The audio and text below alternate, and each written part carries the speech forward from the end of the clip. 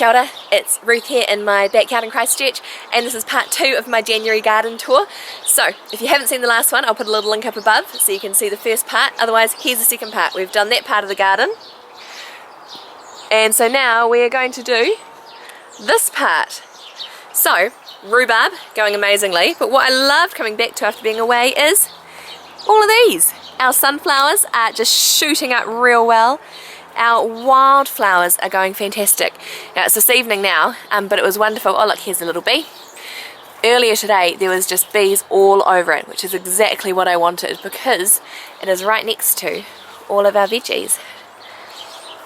So down here, this garden is looking a bit empty. All along here we had our spinach that went to seed, and then beetroot that's being picked slowly.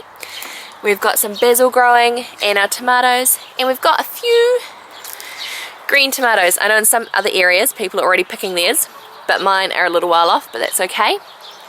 But one thing I've been doing, which you will have heard, is the mulching. So this garden on that side isn't mulched, this one is. It's amazing seeing the soil difference. Have a look. So here, if we just kind of dig around, the first kind of maybe 3 centimetres, 4 centimetres, it's all dry, and then it goes a bit damper, and that was watered yesterday morning. If we go into this one, straight away moist on top. So definitely still advocating mulching. One thing I'm really impressed about is these, my broad beans. They all had finished fruiting and they were kind of dying, so I cut them off to the base. And look, they've all grown back and they've already got a truckload of broad beans on. Look, massive amounts. So they are still coming to rust, but I'm super excited. I'm definitely going to do that again. Being able to get a second lot has just been really fun. Here is broccolini. That is all going to seed, which I'm wanting it to go to seed because I want to be able to collect the seed pods. But here, I cut it all back, same broccolini, and it's actually providing some good heads again, so I've been able to use these in some meals. Here under cover, I've got some Brussels sprouts that are already growing, so hopefully that will be my first lot. Here, I'm going to be pulling these out soon. We've got some kale. Again, I just chopped these once they'd gone to flower, chopped them at the base, and then they're springing back from the base. So again, chopping and leaving the roots in has provided a really good idea. Garlic is all going to rust. So these are going to get pulled out really soon, as well as these. It's amazing. So this garden doesn't get as much sun as that one, and you can just see the difference in the size of the garlic planted at the same time. And all the onions, the tops have definitely fallen over, so I need to pick all these as well and start drying them. But my companion planting has been fantastic because perfect timing. All the onions are ready to come out, and now all our beetroots and carrots are going to be already pretty shortly soon, so I have to thin these. And the marigolds, it's just looking great. Down here are the buxuses I was doing. Sweet peas are flowering pretty nicely all around here, and on the other side too. Here are my beans. They're going okay. I think they need a little bit more water.